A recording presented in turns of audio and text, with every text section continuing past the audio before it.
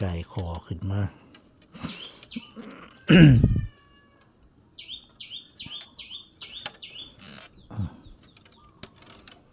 จากมันจะออกมาทรงเลยปล่อยไปตามใจมัน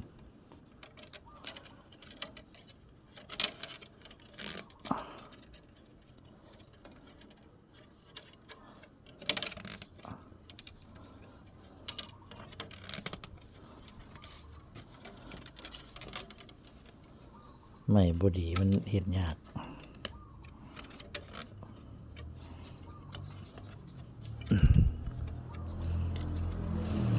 ไม่มันแก่จนเกินไปแก่จนว่าติวมันตายจนแดงจนติวตายเวลาเฮามาจากมาเห็ดมันก็พลอยเฮาสิไปนวดไปโน้มมันหลายกับบ่ได้มันหัก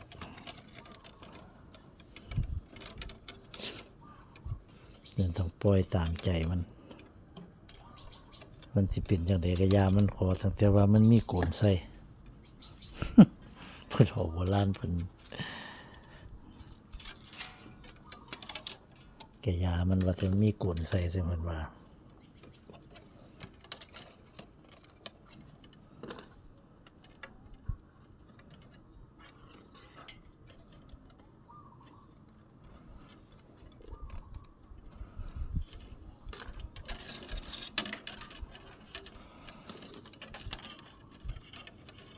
ต่อ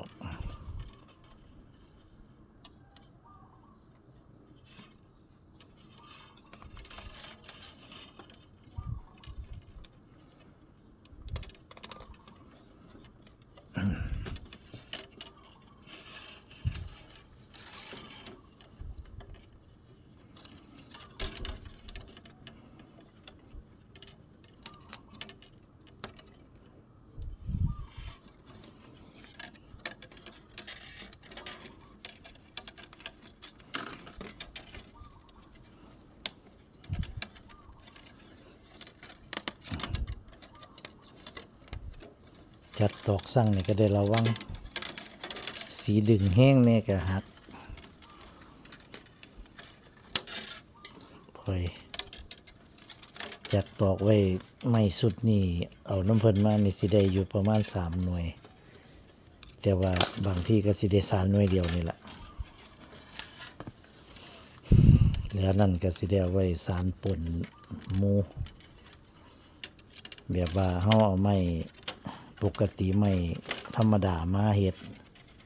แล้วเขาก็สารปนกันไปเอา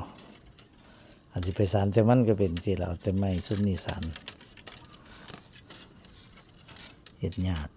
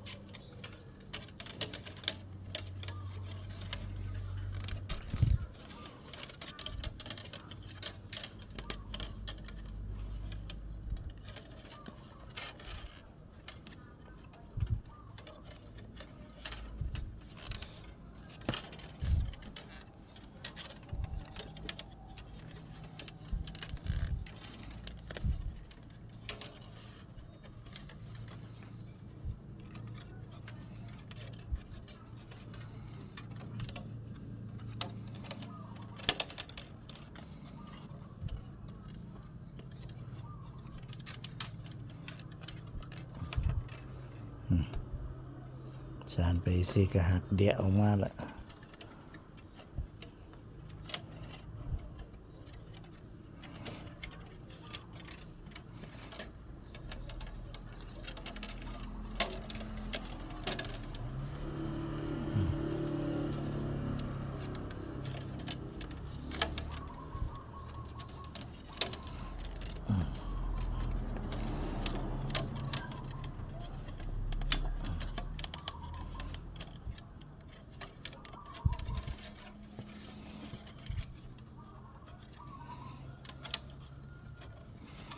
เอาสารมาหอดจังซี่แล้วเราก็หักออก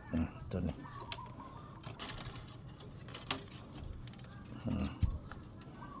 มีตอกหมอเฮาต่อไว้คันมีตัวมาขัดทั้งเทิงนี้ไว้แล้วก็หักออกรถ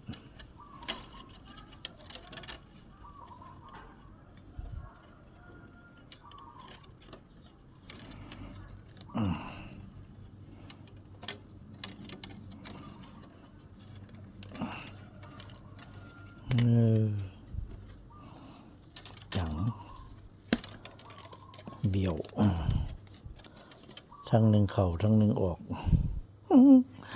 จะว่าเป็นจังใดขี้ลายสุดกระตาไว้เนี่ยแต่สารมากก็ได้พอป่านกันกับกระตาเฮียนสารไม่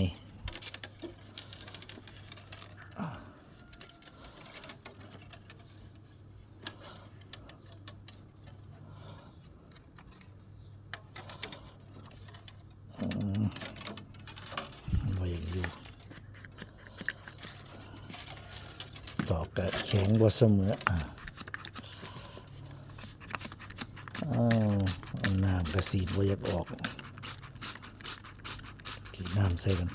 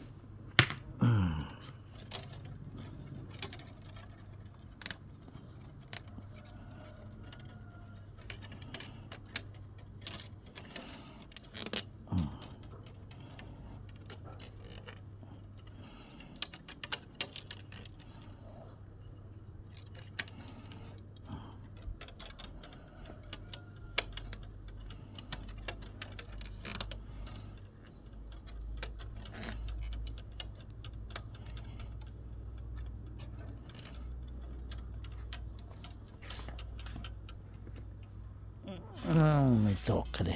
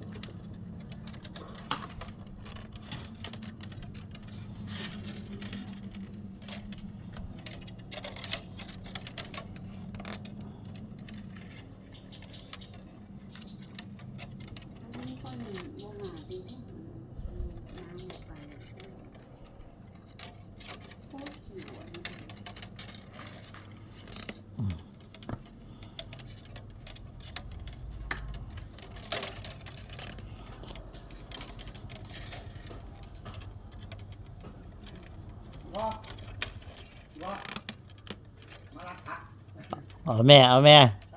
เอารถ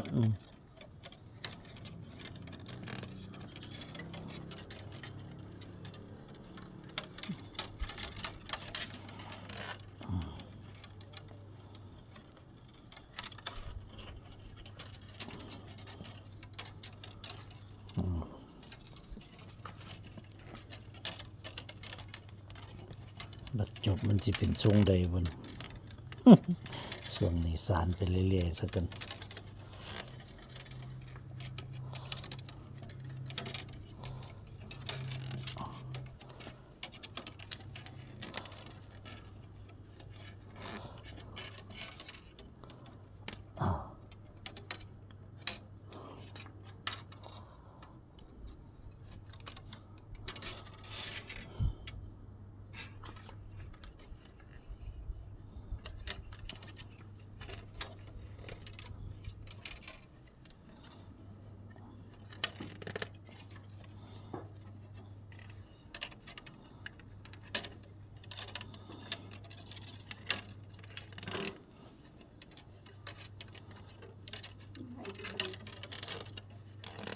บอย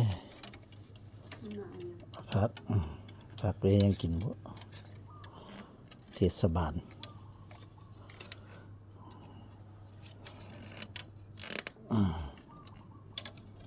เจ้าหน้าที่เทศบาล มาขอพักไปเห็ดแนวกิน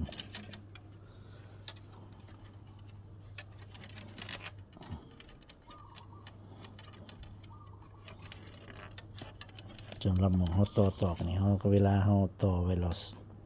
ส่วนมันเหลืออยู่นี่ก็เขาก็สารมาก่ายซะกัน